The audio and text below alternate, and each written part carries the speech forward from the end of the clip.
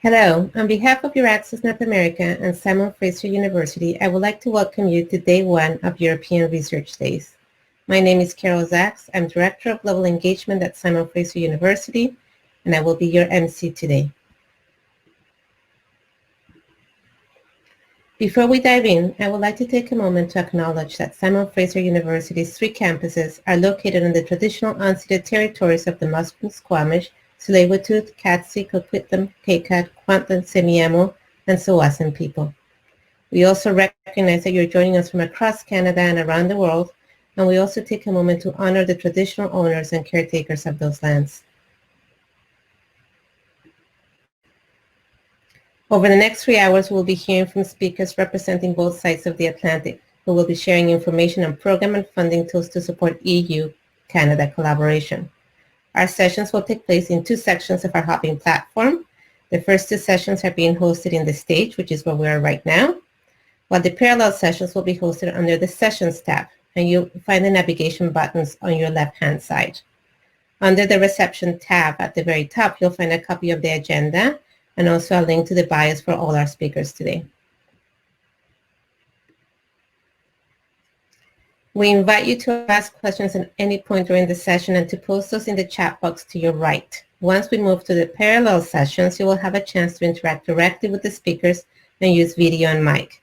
But in the first 2 sessions, we ask that your questions be posted in writing in the chat. The 2 sessions hosted in the main stage will be recorded and made available to all registered participants after the event is over. And if at any point, and we hope this is not the case, but if you do require technical support, we do have technical staff on standby ready to assist you. Our tech support room is located in the Session tab, so you just need to click on Session, scroll down to the tech support room, and somebody will help you. And now it is my honor to introduce you to Dr. Joy Johnston, President and Vice Chancellor of Simon Fraser University, to offer welcome remarks. Dr. Johnston is SFU's 10th president and also a professor in the Faculty of Health Sciences.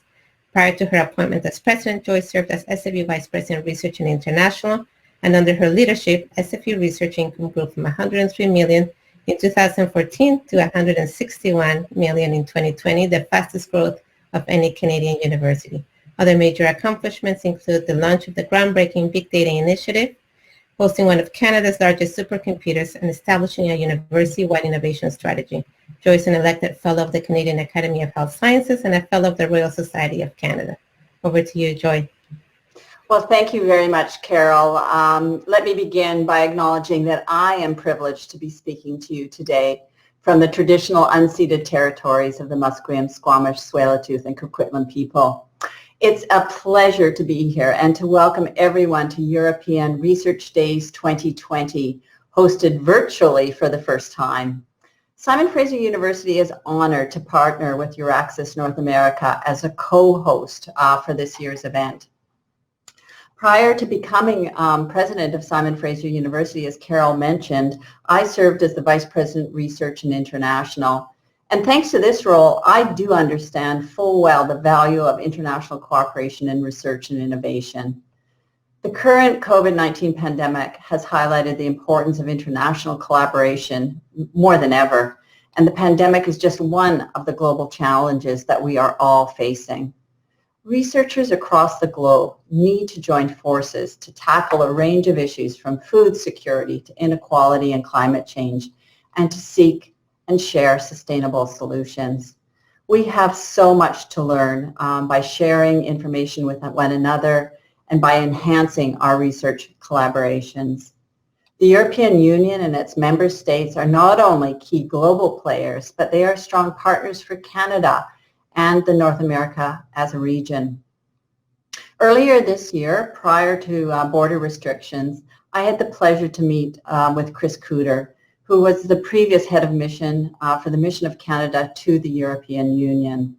I really enjoyed connecting with Chris. Our conversation highlighted how recent research and innovation policy developments in Canada, as well as in the EU, promise enhanced participation of Canadian researchers in European programs.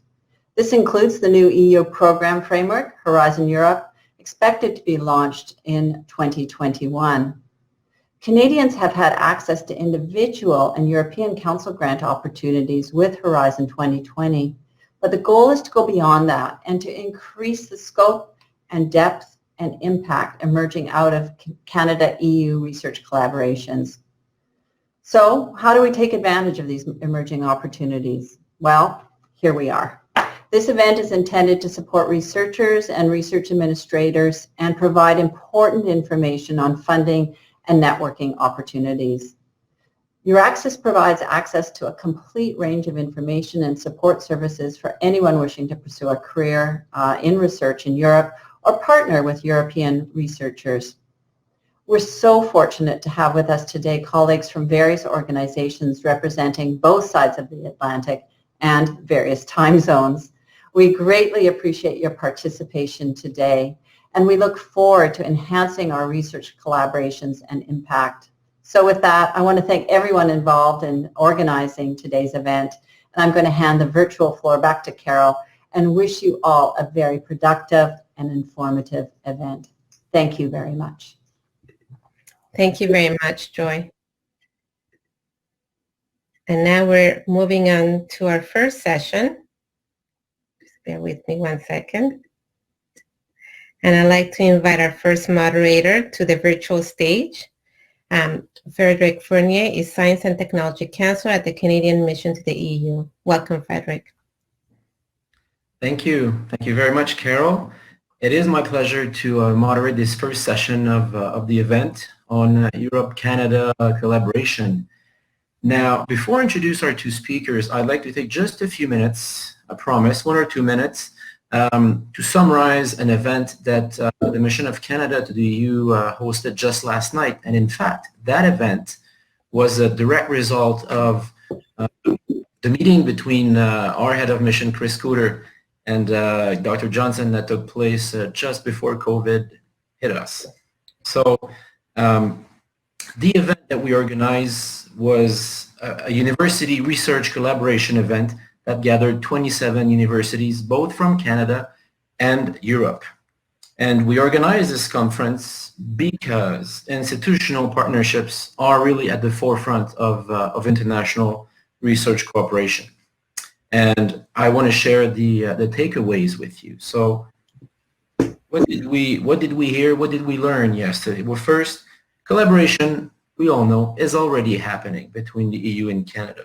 We have shared values because the research capacity is very high on both sides of the Atlantic.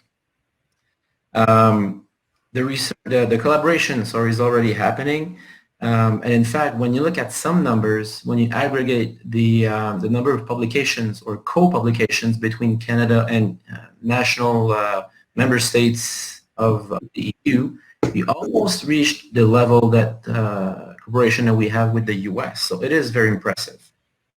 But there's an interest to do more, obviously. So how can we do that?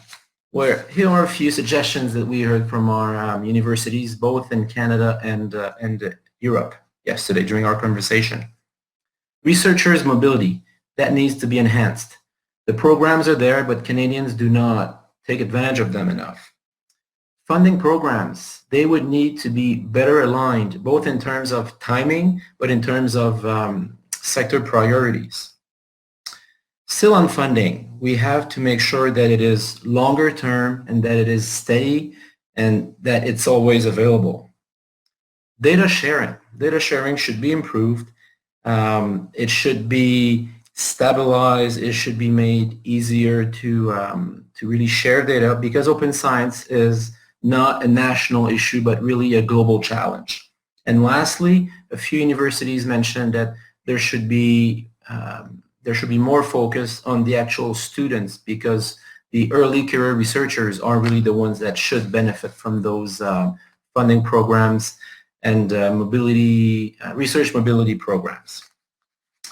And voila, in 2 minutes, those are the takeaways that we took note of during our event yesterday. And again, Dr. Johnson, thank you very much for initiating this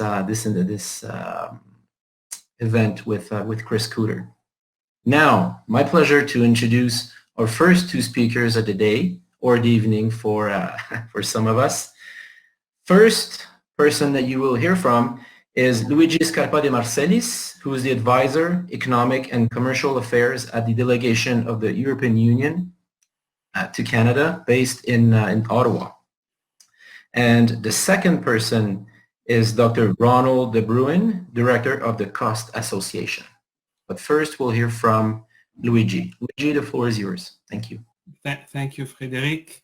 Good morning, good afternoon, good evening across the various time zones.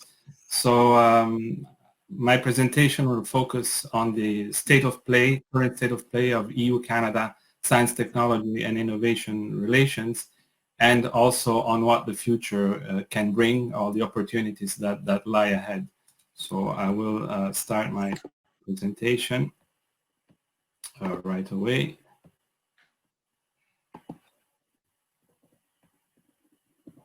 I don't know if you can see it.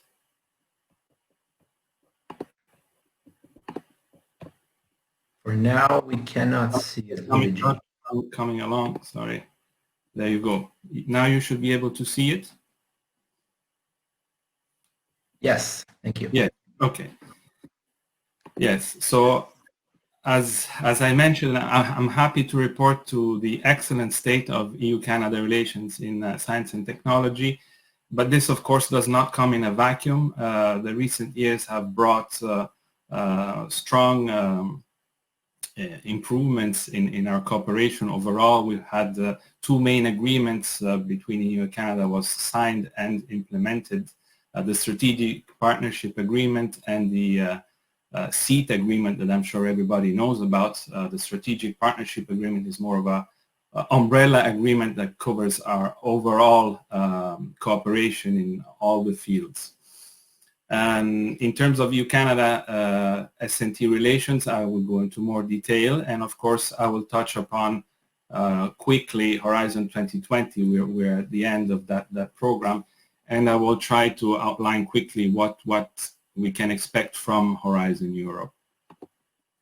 So the current situation, as I mentioned, the relations are in very good shape. Canada is jointly with the US, China, and Brazil in the leading group of third countries concerning participation in Horizon 2020. And this includes also not only the collaborative project, but also the individual grants, Marie Skłodowska-Curie and European Research Council grants. Our strongest areas of collaborations are in the Arctic, marine, health, and aeronautic research. Our policy dialogues have really contributed to enhance those areas of cooperation, notably through calls for proposals, targeted calls for proposals in Horizon 2020, inviting the participation of Canadian researchers and research institutions. Now this year, of course, is a particular year, but once again we've seen that our cooperation is thriving also on COVID. I just mentioned there are two events. I mean, this is also obviously an ongoing effort, but those two are just examples of how strongly we've been connected through the pandemic, particularly in terms of funding. The Coronavirus Global Response Pledging Conference. As of today, almost 16 billion euros pledges have been made for tests, treatments, and vaccines. And then we also had an event, the Directorate General for Research organized an event in June to try to foster matchmaking between EU-funded projects and other international research projects. And Canada was one of the active participants in that effort. There are also new areas of collaboration. I won't spend too much time on this again because I see time starts going very quickly as soon as you start talking. But we've been looking at enhancing our cooperation on clusters, notably between the 5 Canadian superclusters and the European clusters. There's been an administrative arrangement between our DG GROW and ICED, DG GROW is a Director General in the Commission that deals with the industries and SMEs, and ICED, obviously, Innovation, Science and Economic Development on the Canadian side. We have a high-level energy dialogue, and research is an important component of that dialogue, looking at clean energy, energy efficiency. I would also add at this point hydrogen and methane are some of the priorities also in terms of research, joint research. We have established recently an ICT dialogue, and there the main areas for collaboration are listed as AI, quantum, blockchain, disinformation. And then we've also stepped up cooperation on space research, notably through our programs Copernicus and Galileo. Again, Horizon 2020, our main framework program, now is at the end. It provided basically these main opportunities for Canadian researchers, either individual grants, so through the Marie Skłodowska-Curie Actions, which is the principal researcher mobility scheme that we have, and European Research Council grants. So these are two very significant grants that address fundamental research questions, pioneering research.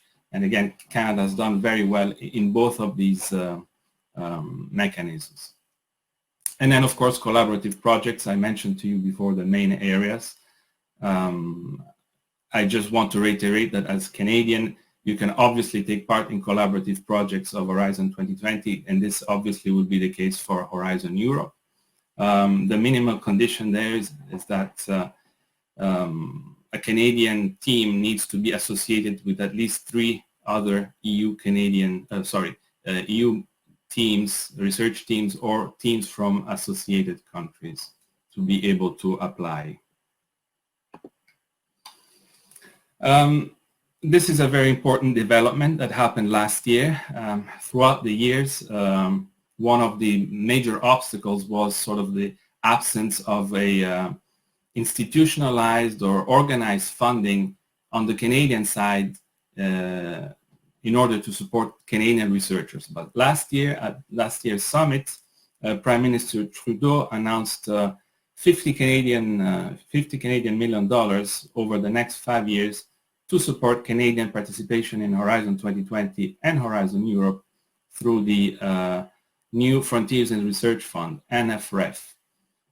As a result of that, at the beginning of this year, there was a specific platform that was launched and opening applications for the first 10 of these 50 million. So there were 34 Horizon 2020 projects that were identified by the Canadian side that would eventually be eligible for co-funding if Canadian researchers would successfully apply to it.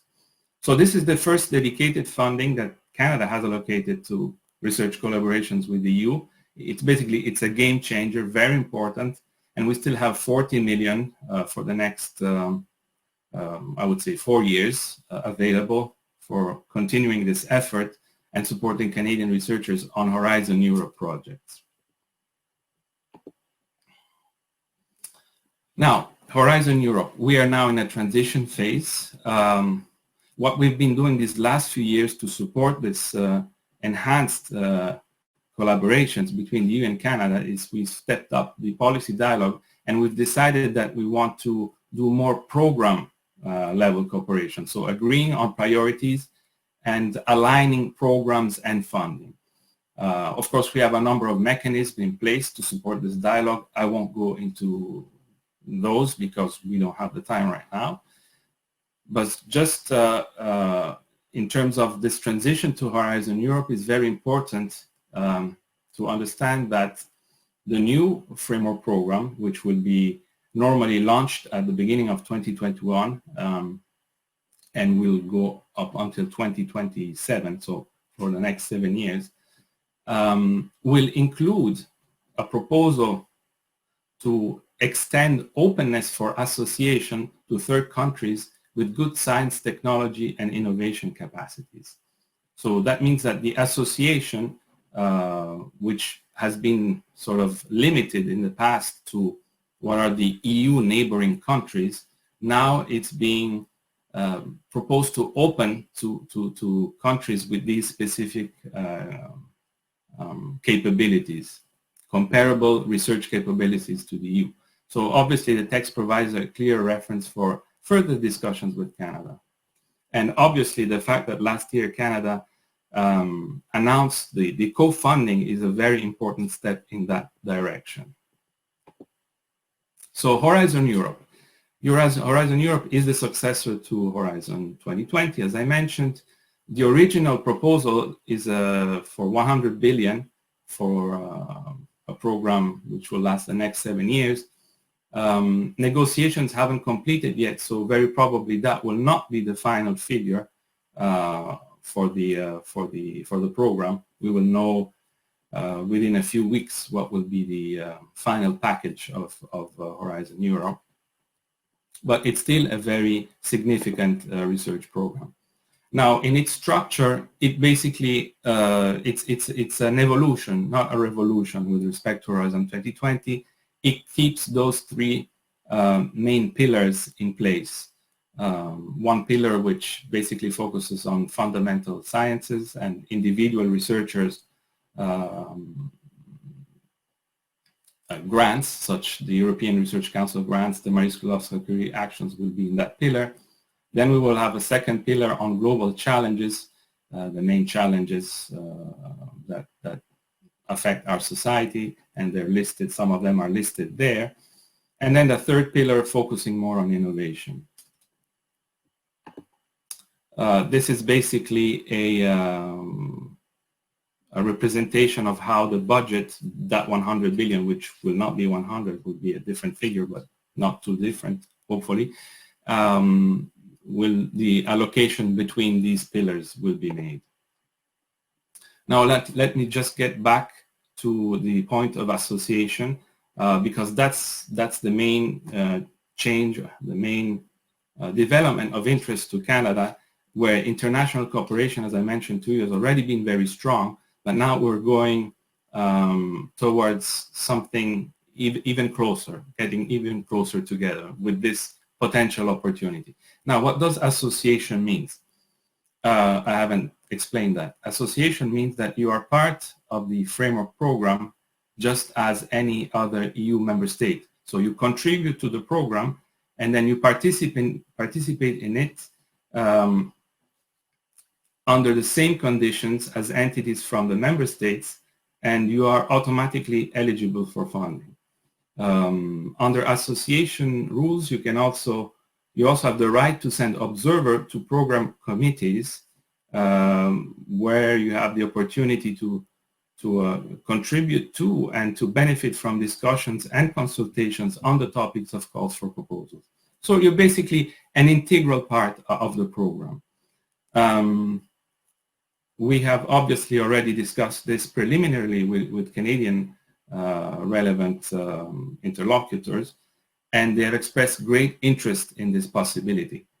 Now, for the moment, negotiations aren't possible because the final product is still not there.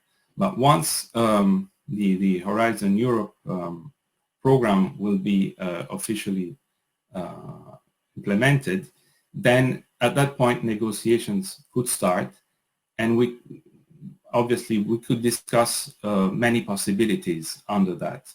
There's the possibility of full association, or there's a possibility also to partial association to the Horizon Europe program, meaning one could express the interest of association, for example, to just the pillar on global challenges, or it could be eventually starting even to a lesser degree to associating with a smaller subsection of this pillar. So these are interesting developments. We will probably at the beginning of next year, I anticipate that negotiations will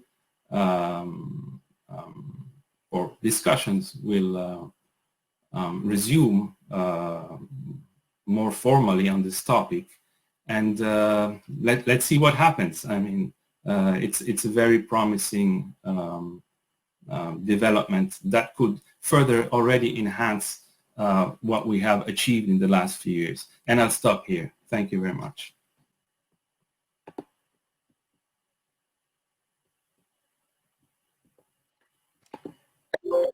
Thank you very much, Luigi, for your presentation. It's very nice to see that the tools both in Canada and Europe are now in place for an increased collaboration, whether it's on the research side of things, but also with the cluster collaboration agreement. We're looking to innovate more together. So thank you for that. And now, our second speaker of the day, Monsieur Ronald de Bruin, I hope I pronounce it correctly. He's the director of the Cost Association. So, Monsieur, the floor is yours. Merci beaucoup, Frédéric. Thank you so much for the kind invitation to this cross-Atlantic event. So I would say good morning or bonjour à tous. This is, of course, evening for me, so I'm making use of some spotlights, creating some shadows in the back. But apart from that, I have, of course, the honor to address you and to explain a little bit about the benefits of the COST program. COST actually is an acronym. It stands for European Cooperation in Science and Technology. We are an intergovernmental platform fully financed by the European Commission. We currently have 39 members or countries that are member at COST. And the mission is basically to provide networking opportunities for researchers and innovators, and to, of course, try to tackle Europe's societal, scientific and technological challenges, of course, all focused on peaceful, let's say, matters. The overall approach is that we have an open call where people can submit their proposals. This is nothing special compared to other parts of the Horizon 2020 framework program, and it will not be any different in Horizon Europe. However, the main difference is that once the proposals are submitted, and it's typically done by a relatively small number of participants, if your proposal is successful, other people who have never been involved in the proposal can join, because COST is a very open and bottom-up driven organization. Once the list of approved actions is published, the coordinators that we have in those 39 countries will nominate representatives to that particular network. We call that a COST action, to participate. And as I speak, we have 290 of those actions. We last month welcomed another 45 new actions. So that is quite untypical if you look at other parts of the framework program. In addition, we offer different kinds of networking opportunities, also allowing you to build your capacity. We have a COST Academy that provides you with training opportunities. One example is that you are able, if you want to act as a grant holder, to follow trainings on financial and administrative management. We have trainings on science communication, how to create more impact, how to write policy briefs. Today we had a COST Academy training on intellectual property rights. So there are all different kinds of opportunities to benefit from COST beyond, let's say, participating in our networks. We also create stakeholder meetings. We call them COST Connect, where we have groups of COST actions coming together around the topic that is high on the policy agenda, for example, the digital transition or the Green Deal, sustainable energy, what have you. Now, the nice thing about that is that we do not only invite COST actions that have a stake in this topic, but also other players that are financed by the framework program to participate. So we often end up with stakeholders, including representatives from the Commission, even the European Parliament every now and then, And that creates, let's say, a very good atmosphere to explore and to exchange. And of course, this can also lead to additional contacts throughout the lifetime of your actions, where you meet people with whom you would like to submit a proposal and other parts than cost of the framework program. Cost has, and I just wanted to underline that, Cost has indeed a monitoring system in place where we take stock of the number of proposals that get submitted. And on the other hand, also we ask the actions to report their success. And apparently the success rate is growing, and it is now up to a level of 37%, 37%, whereas the average success rate in Horizon 2020 is 10 to 12%. So in other words, participating in Cost allows you to increase your chances of success by a factor 3. Now, these are just two examples. I would like to spend a few words about the international dimension of Cost, because Cost, as I mentioned, has 39 members, one of them being, by the way, South Africa. They have recently become a partner member, where they have committed themselves to put aside a national budget for their researchers. So when they participate, then this national fund can be used to reimburse travel and subsistence expenditures. When you go to meetings, this is typically something that, of course, happens. Training schools, you can go on what we call a short-term scientific mission. This is short-term mobility.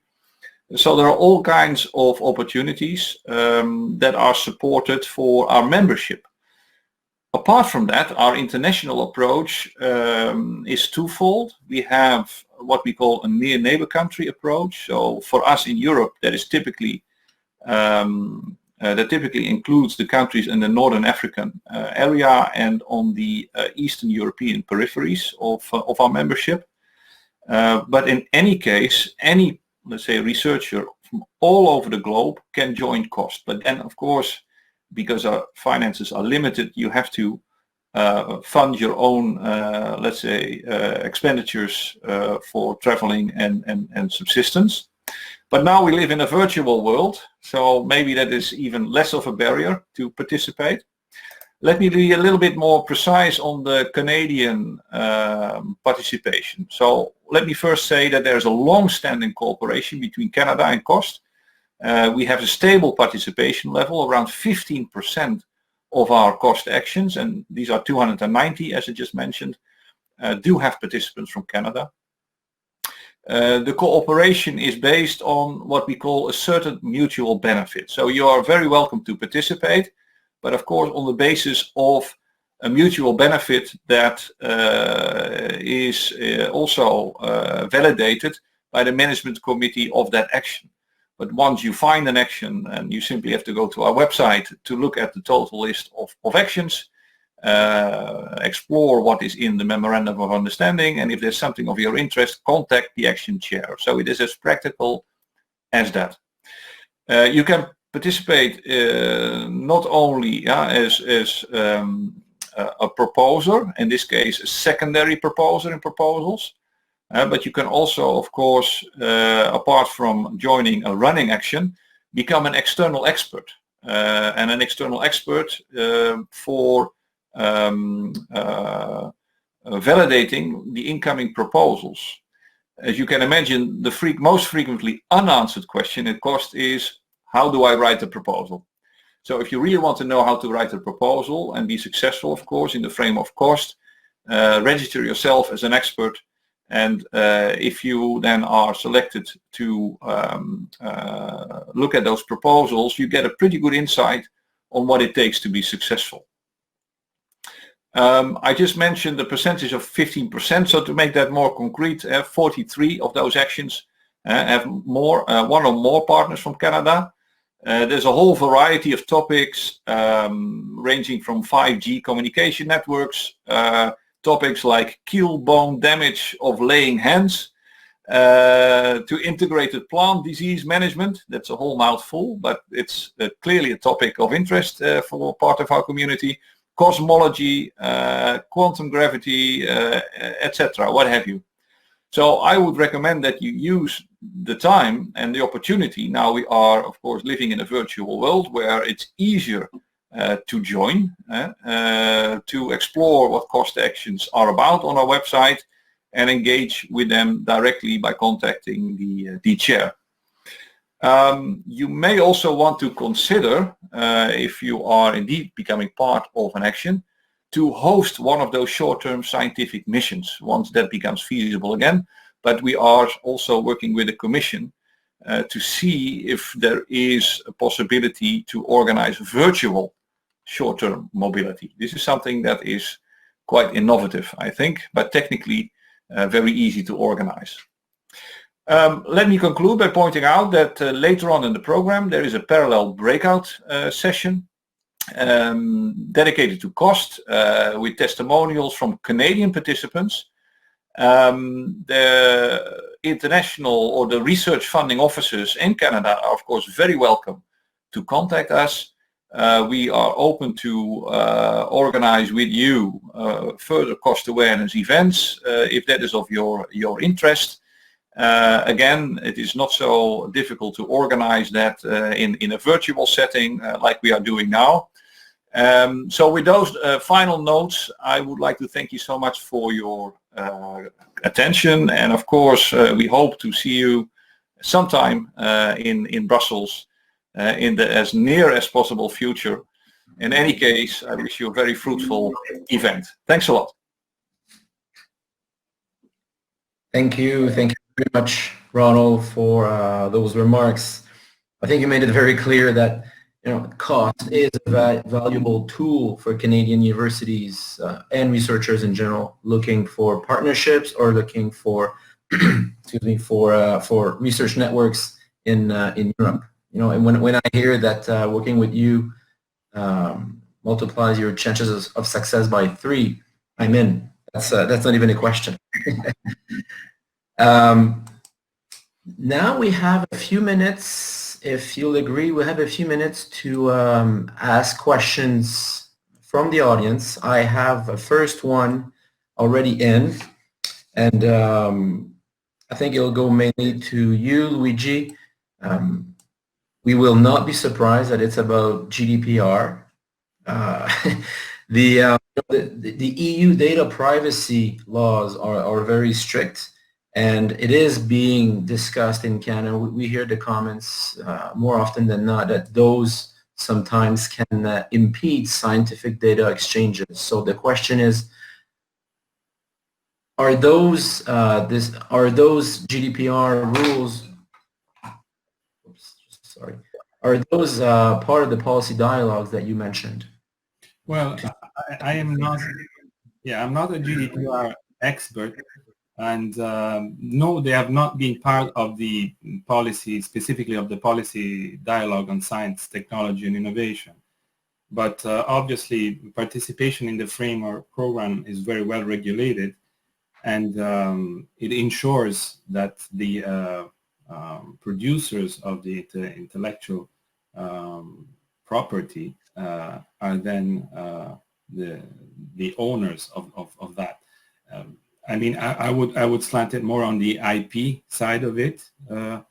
In terms of the privacy itself, I wouldn't have this particular concern with respect to scientific cooperation within Horizon 2020 and Horizon Europe, for that matter, where the rules and procedures will be basically the same. They will be replicated. So I'm sorry if it's not a very technically and specific answer, but this is all I can say on this point. No, thank you. Ronald, please. Yeah, of course we are confronted with the same question, if only because our membership of 38 countries is of course larger than the number of countries that we have in the EU. And we will have one less very soon. So the solution is already on the table. The Commission at the time has drafted a standard agreement, the so-called, based on an adequacy decision, to use a technical term. So whenever we have to exchange data with countries outside the EU, but within our membership, let's say countries in the Western Balkans that are not member of the EU, we put in place an agreement between the cost association on the one hand and the country on the other hand. And it's a standard agreement. And that works. And this is also something, of course, that would apply in this case, or does apply to South Africa, which is of course not even in Europe. And part of the partner membership, let's say, concept is that they also sign this agreement because we need to exchange data sometimes on individuals when it comes to nominating proposers. There are national coordinators in our member countries that need to work, of course, with that. They need to nominate people. So there is a kind of an exchange of personal data going on in order to support the business. So if Canada, and maybe this is something to contemplate on, would consider that partner membership is something that can be beneficial for your community. After all, your chances of success in other parts of Horizon may actually triple. Then this is something that would also be part of the conversation. So that is a long answer, Frédéric, but this based, of course, on practical experience from our end. Thank you very much. And Ronald, while we have you here, another question for you about cost. So you mentioned that it's specifically for science and technology projects. So is that the case? And does it mean that arts and humanities research projects would be excluded from your activities? Thank you, Frédéric, for asking that question, because indeed you may have the impression that our focus is a bit limited. The truth of the matter is that we are a lot broader. It's about research and innovation. We have recently introduced an add-on grant, so an extra year in addition to the 4 years of a typical duration of a network, called the Cost Innovators Grant. So we also have innovators, and it's in all fields of science. I think I did not stress that well enough in the beginning of my explanation about what cost is about. And if you look at our call, it's completely bottom-up. There's no pre-described area. We don't have top-down, let's say, thematic calls. There's just one open call. So typically we invite proposals from all different kinds of scientific disciplines, from, let's say, the natural sciences to humanities and social sciences. And it is relatively balanced, I must say. So there is actually quite an interest also from the social sciences and humanities field in proportion to the number of proposals. We received 500 proposals. We collected them on the 13th. It was a lucky number. So there was still a very good interest. Perfect. Thank you very much. One question for Luigi. I mean, Horizon Europe is not confirmed yet. It's not finalized. But speaking of innovation, does it look like Pillar 3 would be open to possible international cooperation, or will it be restrained to EU members? Well, it will definitely be open to international cooperation, but there will be some restrictions. Now, as to if it comes in as a package under association, I would expect that that particular pillar could possibly either be excluded or quite a bit restricted. However, in terms of individual participation, we would have to see case by case where those restrictions apply or not. But I wouldn't exclude a very different approach as the one we've had under Horizon 2020. Thank you. Thank you very much. Now in the chat, I probably have to clarify my own 2-minute spiel that I gave at the beginning. There's a question addressed to me when I mentioned that there are some research mobility opportunities that are not being taken advantage of by Canadians. So the question is, which are they?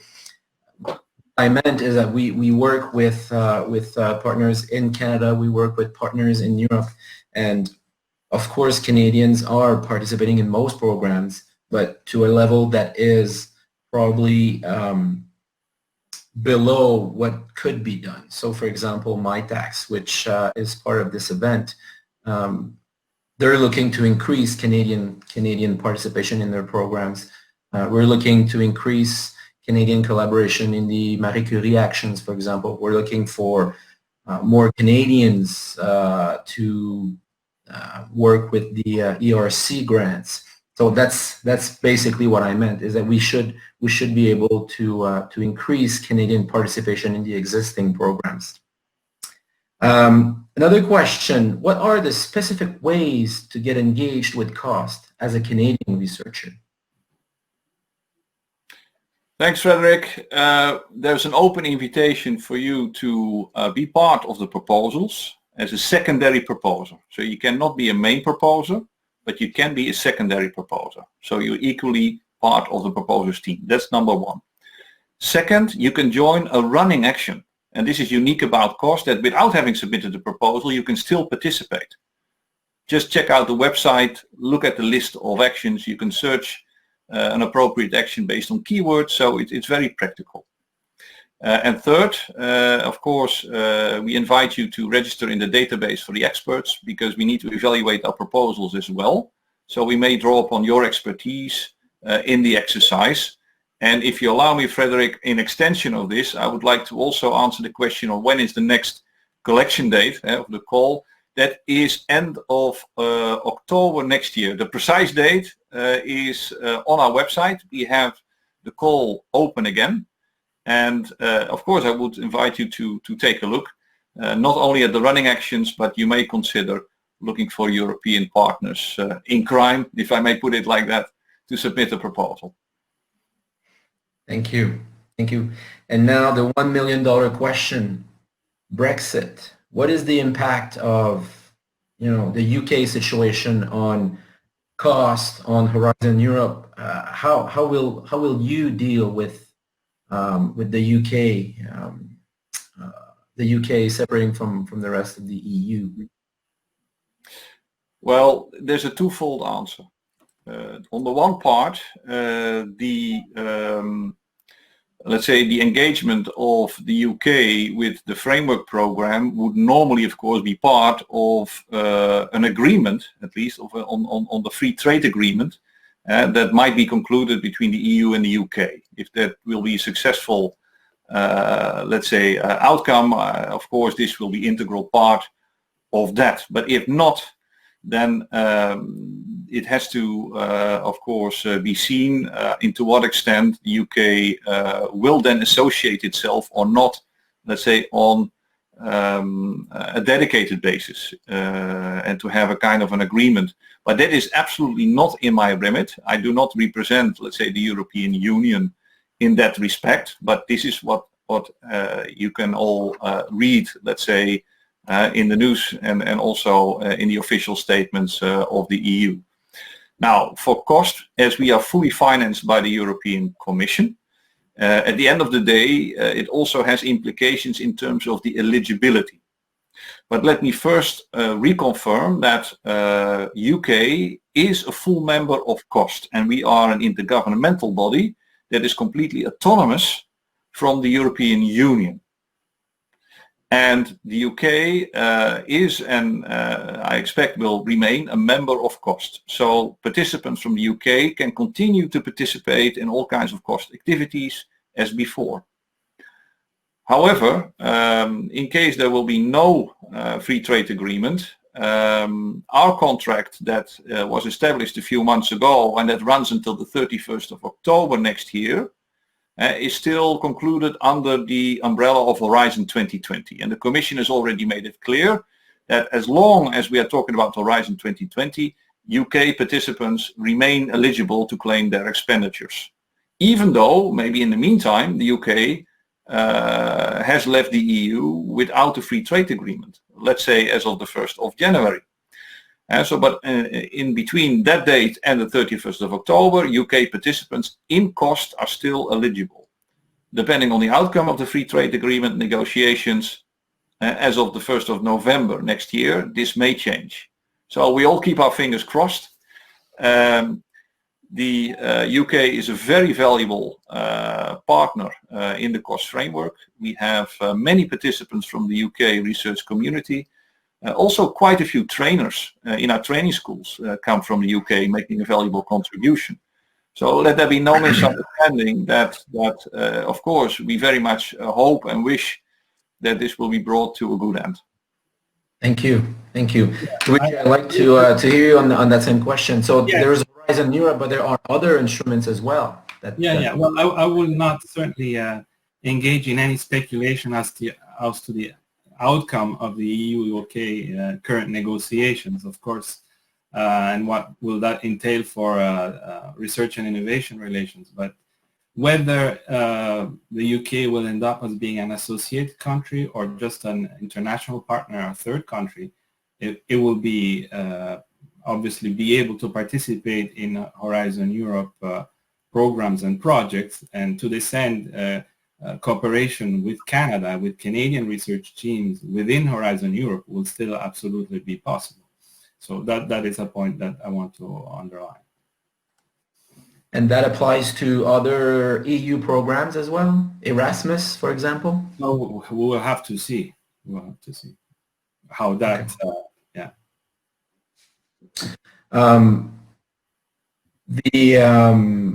Before we close, I'm using my moderator prerogative to ask one last question before we wrap up. Getting associated to Horizon Europe doesn't mean that we become automatically member of COST, correct? You are two distinct programs, two distinct organizations, correct? Correct. We are an intergovernmental organization that is autonomous from the EU. The link is of course established between the EU and COST by the financing. So we typically have a grant agreement with the European Commission that allows us to receive the funding to finance our program. And the very same member states of the EU are also of course in our governing board with also other countries because we have 39. So that is on the one hand the autonomy, and on the other hand the dependency. So that is a delicate balancing act. Well, that's it for us. Thank you very much to both of you for your comments, for your insights. Again, it reinforces the fact that Canada really has the capacity and the will to do more with Europe. Now that we have the tools, let's make it happen. Thank you very much. Thank you. Thank you, Frédéric. Thank you. And thank you, everyone. Thank you, Ronald. Thank you, Luigi. Thank you, Frédéric. We're now going to move on to the next portion of our day today. Let me just move through our slides. And a reminder before we do that, and Ronald mentioned this as well as Frédéric, that we will have a series of breakout sessions immediately after the next session, and those are taking place on the Sessions tab. And this will be opportunities for you to speak directly with the presenters today and to learn a little bit more detail about these opportunities. You will have an opportunity there to share your mic and your video and to have a direct conversation. And there will be more details explained during those sessions. And now I'd like to invite our next moderator to our stage, and we switch our attention now to Canadian funding tools. Dr. Annika Takash-Cox is Director of Research Services at Simon Fraser University. And welcome, Annika. Please join us on the virtual stage.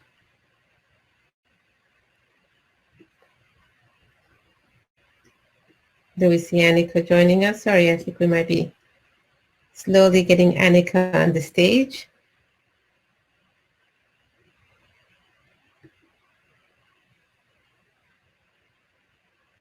All right, then we might Aniko may be just making her way here. So that's because we have a few minutes, we're running a few minutes ahead of schedule. So maybe I'll take that opportunity to give you all a well-deserved break, and we'll come back in 4 minutes.